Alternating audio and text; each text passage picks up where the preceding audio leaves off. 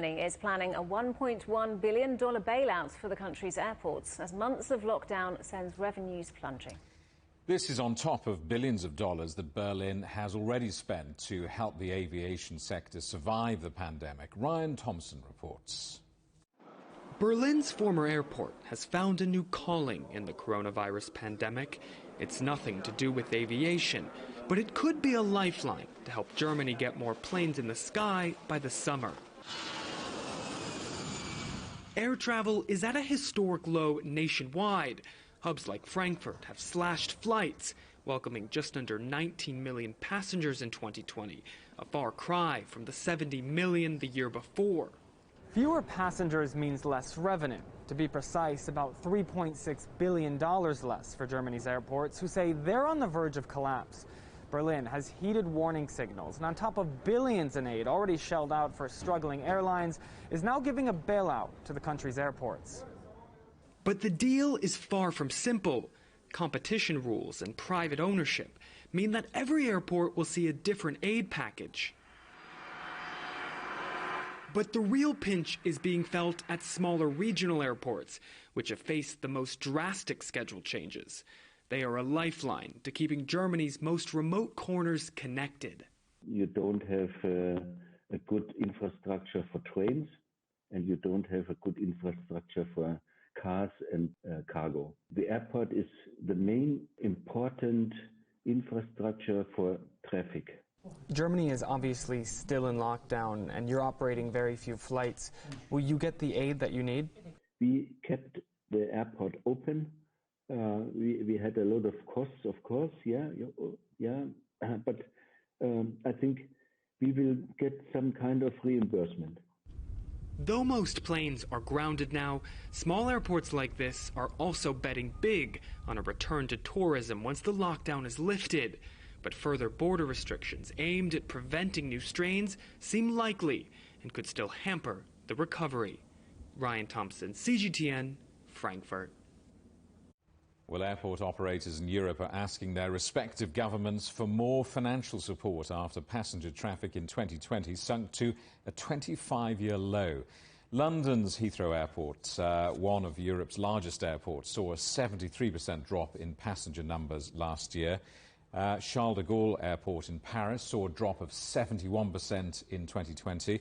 And passenger numbers at Amsterdam Schiphol Airport fell by 71% as well. Well, let's talk now to Andrew Charlton, Managing Director of the consultancy firm Aviation, Advocacy. Andrew, good to see you. Airports in Europe have been asking for a bailout since the beginning of last year. So why now? Why has it taken so long to help? It's really curious, Jamie. I wish I knew the answer to that. The airlines have been screaming for aid and, as a general comment, getting that sort of aid, getting bailouts pretty much since the start. But it's completely inexplicable why the other bits of the aviation ecosystem have been left as long as they have been. Maybe it's the squeaky wheel on the part of the airlines themselves. Airports tend to just sit there and do their job. But it's good to see that people are starting to realise that there's more to aviation than just the airlines. Does this bailout go far enough? I mean, Germany's hubs, I think, are set to lose around $3.5 billion across financial year 2020-2021. Is it enough? How long is a piece of string? Is it enough to keep these airports surviving so that when all of this ends, when we rebuild what will be, I think, realistically a different aviation industry at the end of all of this, will it be enough to have the assets preserved, to have them not being transferred into shopping centres or apartments or something? I really hope so, because as your last speaker in that package said, airports are a really fundamental part of regional connectivity. But I think we can't just assume that the way forward now is to just go back and build back the way it used to be. But if this keeps us alive so that we can go through a process of sensible rebuilding over time, then it's a good thing.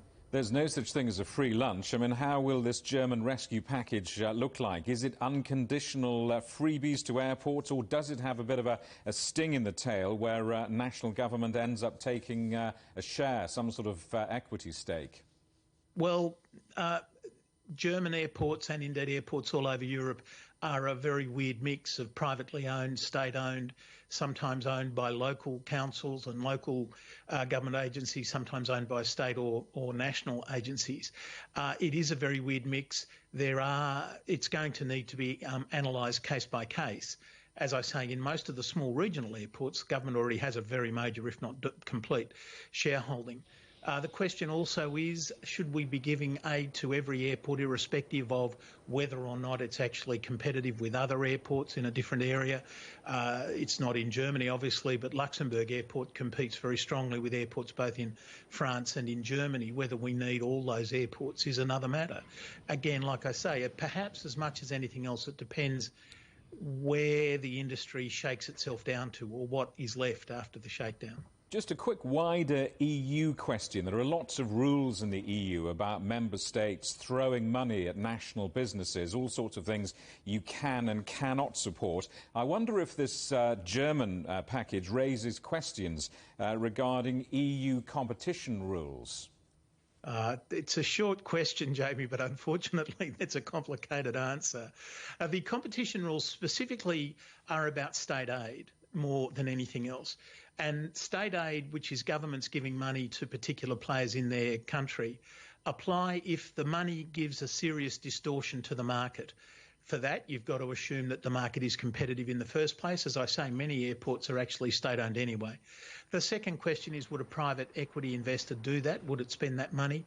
We've seen in Heathrow, in Gatwick, and a number of other airports, yes, the private equity owners have done it, so actually it would be a commercial thing to do. And the current situation with the COVID pandemic is that there's special money and a special fund for COVID funds where, frankly, a lot of the rules aren't applying at the moment. What I think it means is that when all this ends, it's going to be great work for lawyers trying to untangle everything. Andrew Charlton, thank you very much for talking to us. Always a pleasure.